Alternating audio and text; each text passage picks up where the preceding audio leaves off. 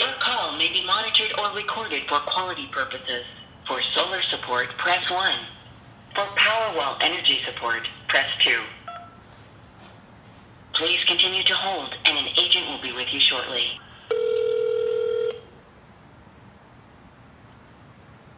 Tesla Solar Support, this is Dave. Hi, Dave. I have a question regarding the Stormwatch setting.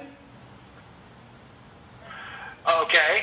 Yeah, I'm in the Sacramento area here, and we're expecting to have a fairly substantial storm come through with high winds and the like. Do you know what the criteria is when Tesla allows the Stormwatch setting to be used? Well, my understanding is just that when a significant enough storm is approaching, Powerwall will automatically go into full charge mode to be at the ready in case you lose power. So I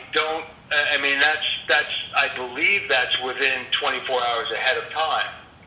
Okay. Do you know at which areas will be getting those charges, or how does that work? It seems kind of arbitrary.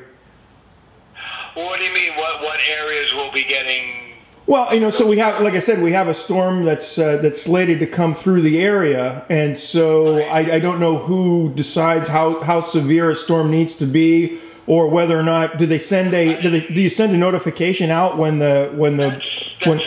Yeah, I don't know any more than the fact that it's linked to the National Weather Service. So yes, it's a known issue that there is a storm approaching in the Bay Area right now, and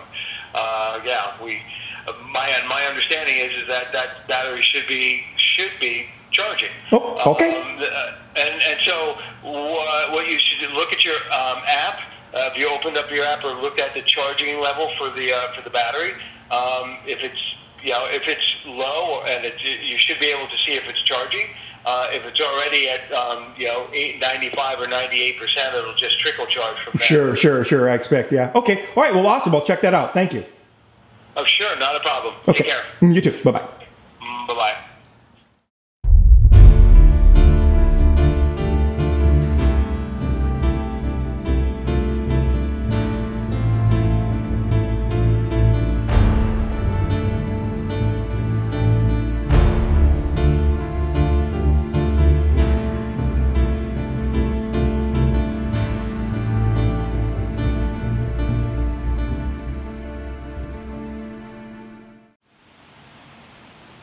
Well, welcome to the end of week 2 of month 1. This is the end of the solar day on the 15th.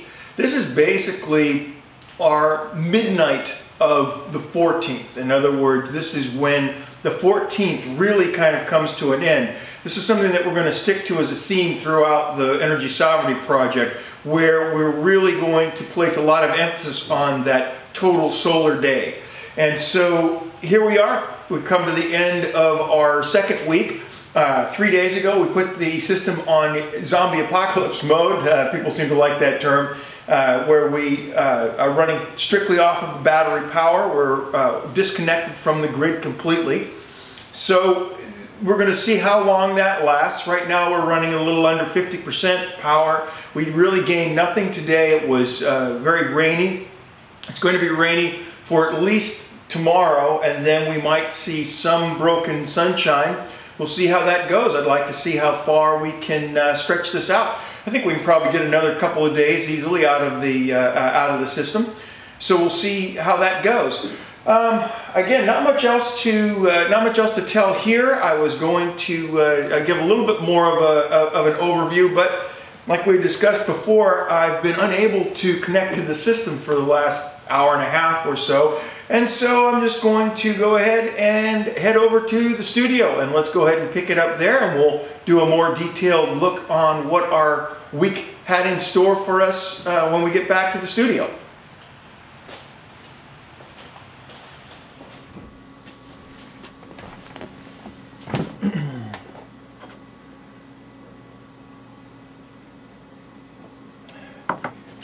Okay, well, we got the app to respond, and we're able to pull some data and some screenshots off of it. So starting on the 8th, we were already into our 3rd day of trying to recharge the batteries. We had previously on the 5th, we decided to prepare for a potential storm that was coming up by trying to charge the system up a little bit and use some of that power in the case of a potential power outage. And so we had returned the system into its normal operation, where the system is powering the home off of the grid, and then if you set the system so that you are saving 100% of the power for a power outage, then what it will do is it will take all of the power that you have collected in solar and send that into the battery. So one of our subscribers had asked about what happens, during a rainy day, that kind of a thing. We'll show that in the in this video a little bit later on, and what we're going to show will actually kind of drive home that whole false idea behind the collection of solar being what's actually going into the battery. On a day where you're not meeting your needs of the home and you're producing very little solar, it's pretty obvious that the power that you're actually putting into into that battery, it's coming from the grid. And so it's just annoying that they don't allow it to be charged off of the grid when they know they should, and they have that, obviously they have that capability. But at the end of the total solar day on the 12th, we put the system back into zombie apocalypse mode. We'd gotten the batteries up to 100%, and we'll talk a little bit more about that when we close out the video, maybe have some fun with it. But here's January 12th, and so then from the 8th to the 10th, we had quite a bit of reduced output due to some rainy weather that was rolling in. On the 8th, for example, as you can see here, we produced less than 5 kilowatts, and then on the 10th and then on the 14th we also produced less than 10 kilowatts. So you can see how the rain kind of reduces this. And I know I brought those screenshots up kind of quickly. You'll have an opportunity if you want to pause them, but at the end of the month when we close out, what I'll probably do is I'll put a special video up that shows each day along with the notes that I took, and again what you'll be able to do is pause it as you go, and you'll be able to follow along with that, and we'll make a monthly thing of that. So we had like I said, we had a subscriber ask about what you could expect on a rainy day, and so let's take a look at this here. So this is from the 14th, and we see the home usage here in blue, and we see the solar contribution come up here in yellow. And now we look at the battery usage, and what you can see here, the solar use, when the solar use is high, it drags down that green on the graph, and obviously the green represents the battery, and when the green is lower, then it shows the system is using less of that battery charge. Very little charge went to the battery. You can see that by that small section of green down below the 0 line. And finally we see the use of the grid. There was nothing from the grid because the grid was turned off. And so that's basically the week in a nutshell. That represents a pretty typical rainy day. You can see that solar contribution is there to mostly offset the home's use, not really putting anything into the battery. And that's about it. So now let's go to our zombie apocalypse mode special report. Zombie apocalypse mode special update. Yes, it's a known issue that there is a storm approaching in the Bay Area right now, and yeah, my understanding is that battery should be charging. All right, well, I'm excited. You heard the gentleman from Tesla there. This storm should merit it, since he got a report. They apparently are aware of the weather coming in. So I think that's worth going off of zombie apocalypse mode for now. And so let's go ahead and put the system back on grid power and then see if the Stormwatch mode enables itself and the system charges off of the grid.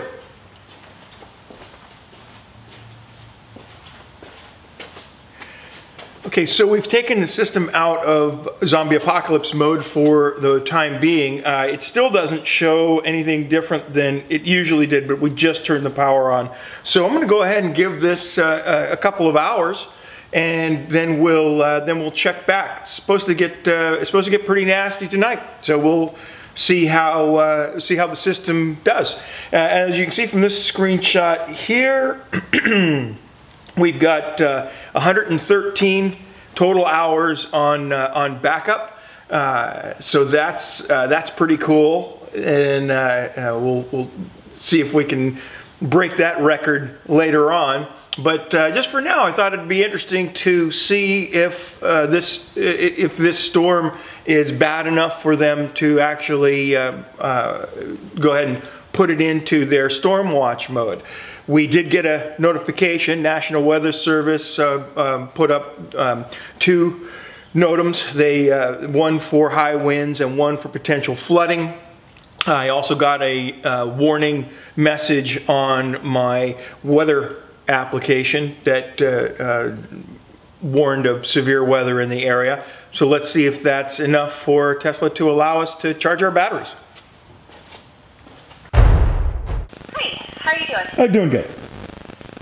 Glad to hear it. So you said you had a question about Stormwatch. Yeah, so I got a notification on my phone from my weather app that there was going to be a storm coming through this evening, high winds and that kind of thing. And those, because of our area, it usually winds up knocking out power, at least for a little while. And so I was curious as to whether or not the Sacramento area was in your area eligible for Stormwatch for this incoming storm. We don't know. We don't get to trigger it here. So usually the National Weather Service indicates the Stormwatch, and then if it's severe enough, then it automatically triggers it. But we don't get to trigger it ourselves. So the National Weather Service triggers it, and then it gets sent to our team here, and then the higher ups get to trigger it, but we don't know if it gets triggered or not. It has to be a severe enough storm that it gets triggered. Interesting. Do you know what the metrics are on that? Any idea what merits a storm that's severe enough? Usually hurricanes. A hurricane? Yeah. Yeah. So we're not talking about using the system for your general power outages, or extended delays there. It's got to be like an earthquake or a hurricane. Yeah, major storms. Yeah, when they had the fires with the high winds, that triggered the Stormwatch. So with those fires and the high winds a little while back, that triggered the Stormwatch, because with those fires we definitely needed you guys to have power. Interesting. So that combination triggered the Stormwatch last time. So it's a combination of the two. I don't know if it'll trigger it this time. I know on the East Coast they have a blizzard coming. Well, I mean, so again, you have to understand too that there's a pragmatic end of this too, right? I mean, if the winds get to the point where the power's knocked out, it's a little late to charge the batteries. Right. Yeah. So you're not the first customer calling today to ask if it's going to be enabled, and the answer is we don't know. Okay. Well, I'm glad to hear that at least. Okay. So it has been escalated up. We've been asked all day, and the answer is so we don't know, but it has been asked. The other side of that is, since we do know that there is a storm coming, we've been letting customers know that you can put it in self-powered with a reserve of 100%. Well, yeah, but done on a day like today, that's not going to get you any power. Yeah, it's not going to do very much, but that's the only solution that we can do right now until Stormwatch has been enabled. Yeah, or until you get rid of this ridiculous limitation where you can't charge off of the grid like you guys advertised. So, but anyway, you guys have a good day then. Okay, I'll just kind of keep watch on the system and see if it activates. And hopefully we'll get some news soon. It'd be really great if we can enable it. And so that leads me to kind of a quick follow-up question. If the Stormwatch does get enabled, what kind of a notification? You get a push notification is long as your notifications are enabled, Great. you should get push notifications. Great. Okay, thank you. Or an email. Also an email, sorry. Yeah, you should also get an email. Okay. Okay. All right, thank you. You're welcome. Okay, bye-bye. Bye-bye. Well, that's unfortunate. I was hoping to be able to show you guys, how much, how the Stormwatch thing worked for one thing, but also how much power the batteries would have been able to pull off of the grid with 6 power walls. I was really interested to see that myself, see what the limit was. I believe that normally pulling it off of the grid, it limits it to 1.7 kilowatts per power wall, but still that gives us over 10 kilowatts of draw. So in the case of something like a short notice storm or something of that nature, having a lot of power walls that could each individually draw that amount from the grid would mean that in a relatively short period of time you could actually collect enough in the system to get you past something that would be like what we have in this area, where you usually have a wind related type of an event. The area that we are here, kind of the outlying areas of Sacramento, they're prone to a lot of localized flooding, and then when we get high winds in the area, the water tables are relatively shallow. We don't have a lot of freeboard between where the rivers are, and so if you get any kind of spillage or whatever, or if you get a lot of rain in a short period of time where it will fill up some of those low-lying areas, what will happen is that when you combine that with high winds, the trees fall over onto the power lines, and sometimes you can get some power outages that last for quite a long time. Certainly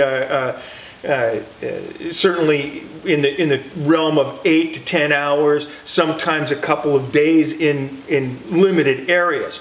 So as you heard from the phone call, there's some mixed signals as far as what the technicians are, the information they're given that then they can pass on. So I'm not holding any of this against the folks that are in the call center there. They're doing the best job that they can. But again, I think we collectively, as you heard also, we're not the only ones to have called in with concerns over this storm. And the people that called in besides me called in for exactly the same reason I just told you, that this area is kind of prone to those types of outages. Well, here you've got this system, and people who are going to be buying systems this large moving forward, they're going to do so for that convenience sake. It's going to be to get them through those outages that may last over a day. And so nothing really more to be said on that. I think that there needs to be a greater push to allow the batteries to actually perform the way that they were advertised, rather than this kind of crippled mode. Again, not to beat her up, she was doing a great job. I felt that she certainly addressed all of my questions that I had, so I don't feel shortchanged. But again, back to what she said about charging the system. What an asinine suggestion. And she knew it too. It's embarrassing. You could tell she didn't even want to say, oh well, you set your thing to 100% and let the solar charge. Not gonna happen. So that will draw us to a close for this second week update and our little zombie apocalypse mode special that we did here to kind of finish it off with. The last thing that I kind of want to close as far as the zombie apocalypse mode, obviously we were down to 20%, so that would have gotten us one more day, probably would have gotten us fairly easily, I think, probably to tomorrow morning. Right, had we left it that way, so we can safely add on another day to our zombie apocalypse test and call it 5.5 days. That total solar day. So that was pretty good, especially given how many days of rain that we had. So that was pretty good. But I wasn't joking when I called up Tesla I wasn't joking about what I just told you about the possibilities of this storm. So we went ahead and put it back on grid power to reserve that 20%. And I'll go ahead and do another special if we wind up getting a power outage from this storm. That might be kind of interesting. Take a photo of this house being the only one with lights on in the evening. So. All right, well, that'll draw it to a close. As with always, feel free to like and subscribe. If this is the first video that you've stumbled upon, by all means, check out the previous videos, see what got us to this point. The video series here, the Energy Sovereignty Project, is very much driven, the content is very much driven by the replies. So feel free if you have any questions that you have, or if there's any special tests that you might like to see a system of this size go through, let us know in the descriptions. And thanks for watching.